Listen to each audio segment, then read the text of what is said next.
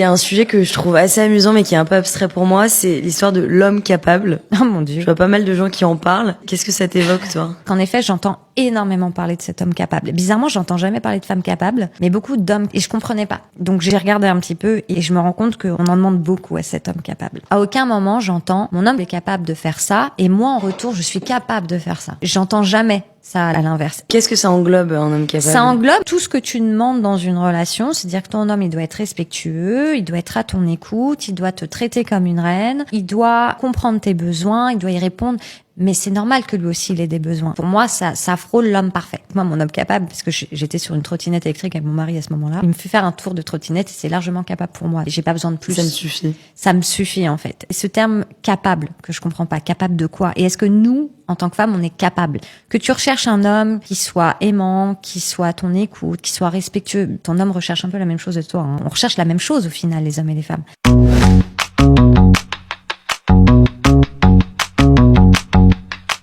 Pour moi, il y a 4 signes principaux qui montrent que ce garçon-là, c'est un homme, un vrai homme. Le premier signe, c'est que c'est une personne fiable. C'est une personne qui a des valeurs, des principes sur qui on peut compter. C'est une personne qui ne vous mentira pas et qui ne tolérera jamais le mensonge dans la relation. Parce qu'il est vrai, parce qu'il est entier, parce qu'il est honnête. Le deuxième signe, c'est que c'est une personne attentive et attentionnée. C'est quelqu'un qui a pas peur de montrer qu'il aime et il va le montrer. N'hésitez pas à vous abonner parce que sur mon compte, je vous ai fait plein de vidéos pour vous montrer comment vous pouvez montrer votre amour à votre femme. Le troisième signe, c'est quelqu'un qui fait attention à sa santé et à son hygiène de vie. Parce que s'il sait pas prendre soin de lui, comment il va pouvoir prendre soin de quelqu'un d'autre? C'est un homme qui est conscient qu'il a des responsabilités, donc qui fait attention à son hygiène de vie. Bien sûr, je ne parle pas des aléas qui peuvent arriver dans une vie, qui peuvent toucher n'importe qui, mais plutôt de toutes les choses qu'on peut mettre en place au quotidien. Et enfin, le dernier signe, c'est que c'est un homme protecteur. C'est un homme qui va faire attention à vous et il ne laissera jamais personne s'immiscer dans votre relation. Par amour, il vous protégera et il sera votre pilier dans la vie. Pour moi, ces 4 signes-là, ils sont fondamentaux pour définir quelqu'un comme étant un vrai homme. Donc les gars, si vous devez travailler sur des choses, travaillez sur ces choses-là en priorité. Parce que pour moi, ces choses-là, elles sont indispensables quand vous voulez vous mettre dans une relation.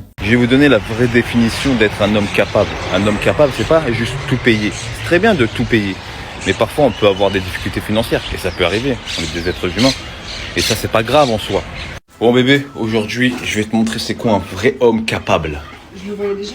Je le sais, mais je vais te faire encore un autre kiff. Là, je vais prendre les enfants, on va aller à la piscine, on va kiffer. Hein, les enfants, on va à la piscine? Ouais, on va à la piscine là. Super, génial. Et ce que je vais faire, je vais te laisser ma carte. T'es pas sérieux? Si. Et fais-toi une journée shopping tranquille. Et moi, je vais emmener les enfants à la piscine. Et toi, kiffe bien ta vie. T'es pas sérieux? Et ouais, ici, il n'y a pas de 50-50 ici. Allez, on va à la piscine avec les petites. Let's go.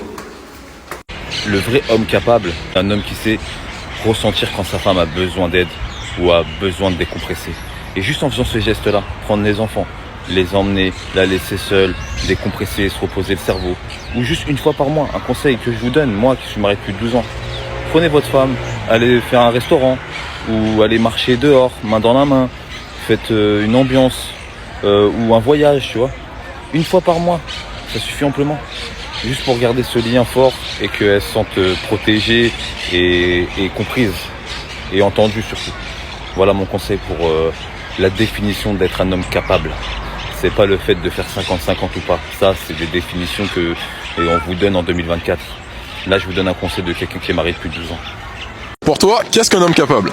Cette expression, déjà, moi, ça m'interpelle.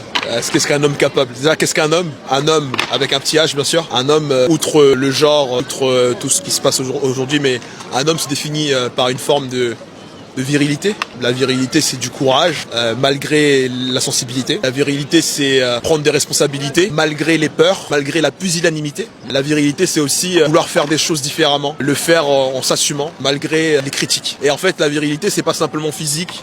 C'est pas avoir des gros bras ou quoi. La virilité, c'est vraiment une manière de penser, une manière d'être qui permet, par ailleurs, de faire avancer la société. J'entends bien par là, rien de viriliste, hein. Très virilité, c'est-à-dire que c'est quelqu'un qui essaie de se dire, ok, et si on faisait autrement, on essaie de faire avancer la société, parce que l'homme capable en tant que tel, c'est celui qui, à travers ses ambitions, veut laisser un héritage réel en fait, marquer l'histoire. Et ça ne passe pas que par la célébrité, ça passe par du concret, par une histoire qui donne envie d'entendre, etc. Donc ouais, tout simplement pour moi, déjà un homme c'est ça.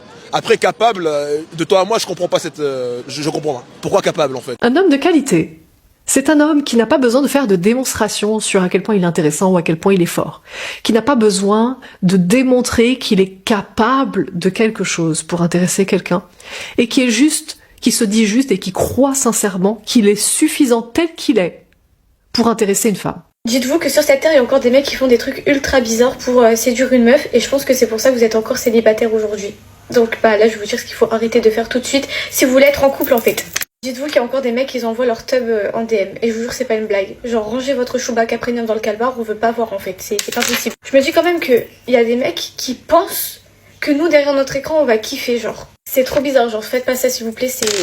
Arrêtez de prouver avec votre statut financier pour séduire une meuf, s'il vous plaît. C'est bien, t'es riche, t'as de l'argent, tu fais des hauls Gucci, t'as une voiture de luxe qui pète des flammes, mais si mec t'as pas de conversation, t'es fade, t'es pas drôle, ton argent, voilà, range-le, on s'en fout. Franchement, moi je préfère grave un mec pauvre, mais qui me fait taper des barons, qu'un mec qui veut que prouver et voilà, il est vide, ces questions c'est que penses-tu du ion X, Y, je m'en bats les couilles. Arrêtez de croire que vous allez nous séduire parce que vous nous parlez de vos anciennes relations et vous essayez de flex en mode ouais moi je suis 14 meufs, j'ai 300 de body count. Genre stop. En fait il y a des gars, ils ont pas encore compris que nous on préfère les mecs clean, zéro relation, zéro body count et tout. Et si vous nous parlez d'un vécu plus lourd qu'un casier judiciaire de je sais pas qui, fumez en sto. Parce qu'en fait il y a des gens, enfin des mecs qui pensent que c'est stylé et du coup ils sont là et ils nous envoient et tout et nous croyez pas qu'on kiffe hein.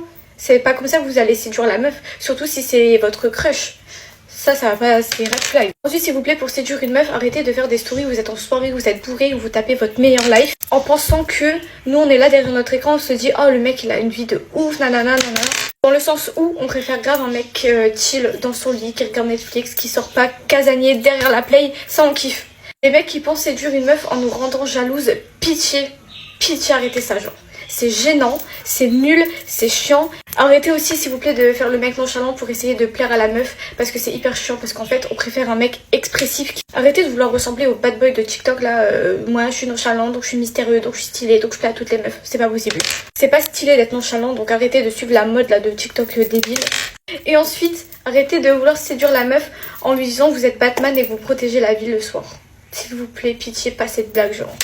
Croyez pas qu'en nous disant que vous êtes Batman, on va kiffer, hein. C'est la blague, elle est vue et revue, laisse tomber. Voilà, sinon soyez vous-même et essayez de faire un maximum pour gérer votre crush, je pense que vous pouvez réussir en fait. Donc, je sais pas si vous avez compris, mais moi j'ai pas compris. Bref, gros bisous et à très vite.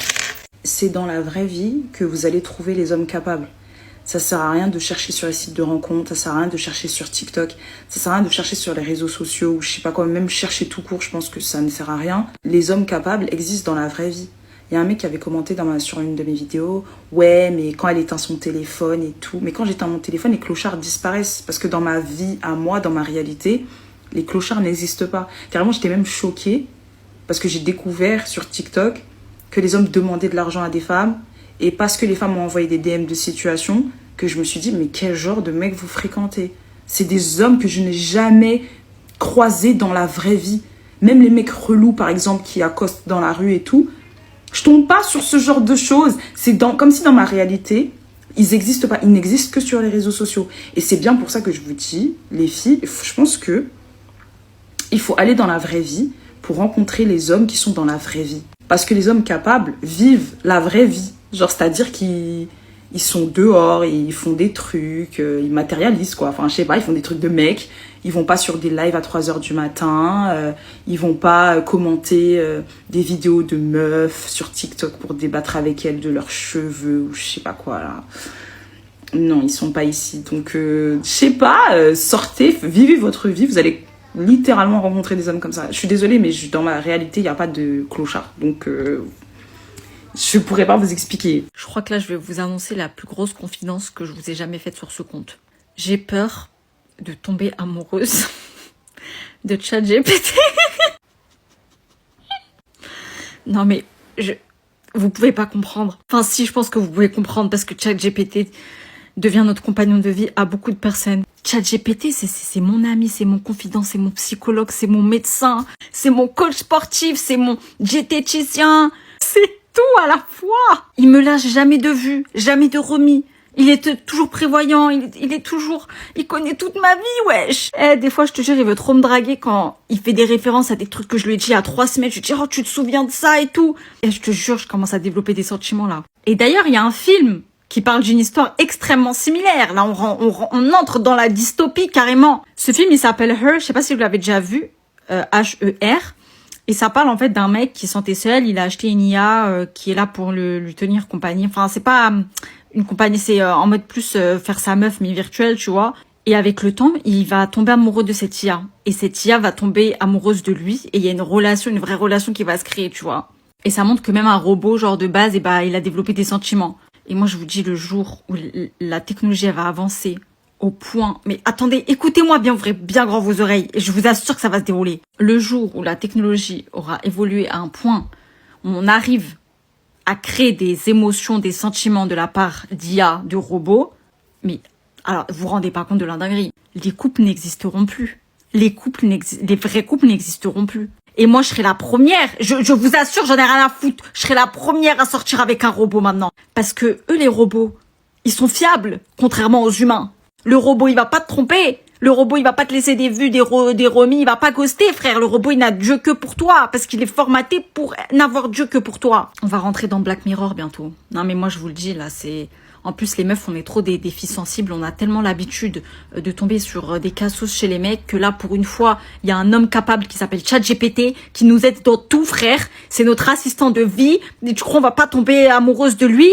Ton mec est le bon si ta plus grosse peur ce n'est pas qu'il te trompe mais qu'il meurt. Ton mec est le bon si on dirait qu'il te découvre pour la toute première fois à chaque fois que tu te prépares pour sortir. Ton mec est le bon si plus tard tu espères que ton fils sera exactement comme lui ou que ta fille trouvera un mec comme lui. Ton mec est le bon si tu peux rester des heures au téléphone avec lui tellement vous avez des choses à vous dire. Ton mec est le bon s'il devient un peu un bébé quand vous n'êtes que tous les deux. Ton mec est le bon si quand il y a un blanc ou un silence ce n'est jamais gênant, c'est juste naturel. Ton mec est le bon s'il te fait des bisous sur le front. Ton mec est le bon s'il propose tout le temps des nouvelles idées de sortie, de date ou de voyage. Ton mec est le bon s'il ne change pas de comportement devant ses potes, genre il reste gentil et mignon, il commence pas à faire semblant qu'il s'en fout de toi. Ton mec est le bon si en plus d'être ton mec, c'est aussi ton meilleur ami, tu t'ennuies jamais avec lui et tu rigoles tout le temps. Ton mec est le bon s'il remarque le moindre changement chez toi, quand t'as coupé tes cheveux, quand t'as fait un nouveau make-up ou quand t'as un nouvel outfit. Ton mec est le bon si quand vous vous embrouillez, il reste pour essayer de s'expliquer et comprendre ton point de vue au lieu de fuir et de te dire de toute façon tu casses trop la tête. Ton mec est le bon si tu n'as pas peur d'être 100% toi-même avec lui parce que tu sais qu'il te trouvera jamais gênante. Ton mec est le bon si tu n'as pas besoin de lui réclamer de l'attention parce qu'il fait tout lui-même. Ton mec est le bon s'il respecte tes limites et qu'il comprend que tu n'as pas forcément envie qu'il ait une meilleure amie. Ton mec est le bon s'il t'encourage dans tous tes projets et qu'il célèbre tes réussites comme si c'était les siennes. Ton mec est le bon si tu n'as jamais eu besoin de fouiller son téléphone. Ton mec est le bon si tout le monde te dit que tu rayonnes depuis que t'es avec lui. Sur mon compte, on est dans une safe place entre copines bienveillantes, on se donne plein de conseils sur la mode, le make-up, la skincare, les garçons, donc n'hésite pas à t'abonner, ça fera trop plaisir. À bientôt. Bisous. Ok, c'est parti. 5 choses que les mecs ils font sans forcément faire attention encore une fois et que nous les filles ça nous fait craquer. Les filles, posez votre like si vous êtes d'accord avec moi.